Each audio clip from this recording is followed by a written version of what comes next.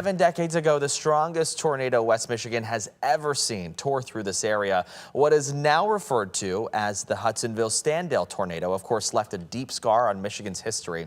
For Severe Weather Awareness Week, meteorologist Amber Twardy spoke with someone who survived that deadly storm despite being directly in its path. April 3rd, 1956, a day that changed the lives of people all across West Michigan.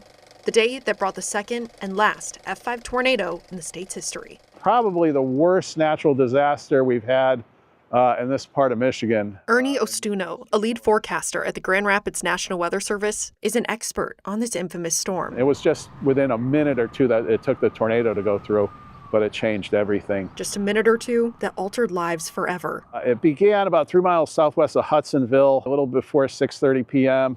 It moved through Hudsonville, the northwest side of Hudsonville, came into Kent County, crossed the corner of Kinney and Lake Michigan, where Standale was totally obliterated. The small community of Standale, located in Walker, was ripped apart within minutes. Pat Spangenberg, oh, that is my picture, goodness. was just 7 years old at the time and directly in the twister's path. Right now we're standing where our house used to sit. My parents had a grocery store. We walked up through the grocery store to the front, which faces Lake Michigan Drive. We could see the tornado coming at us. It had a tail going back and forth, and you could see all the wires sparking as it got the electric lines. The buildings on the other side of Lake Michigan Drive were going up into the tornado. My mom grabbed my hand and we just ran. My grandfather had a general store, which had a basement. This was my grandfather's store, right here. The tan one? Yes, the two-story one. That's what the oil change where is the now. lube station is, yep. We just barely got into the basement when the tornado hit us. It sounded like a diesel train. And then after the tornado passed, it was quiet. It was just, you could hear a pin drop. And we crawled up the steps through debris and looked around and everything was gone. Buildings ripped off their foundation, cars thrown hundreds of feet.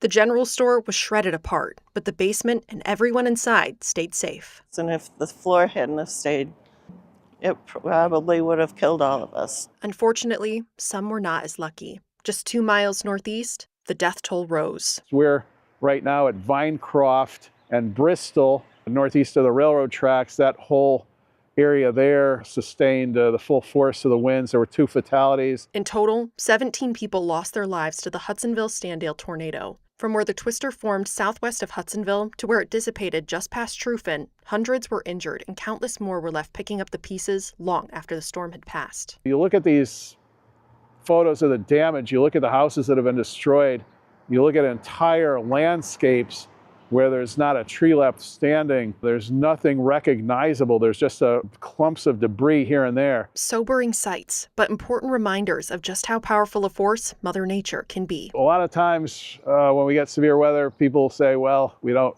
get bad tornadoes in Michigan. Obviously, that's not true. We already proved it this year. It drives home the point that, you know, these storms are incredibly violent and we have to be prepared for them and we can't take the threat lightly. For 13 on your side, I'm meteorologist Amber Twardy. And Amber's sitting on the couch with me now. I think what's so interesting, and we were just talking about this, is some of the videos of the tornado that was captured of it.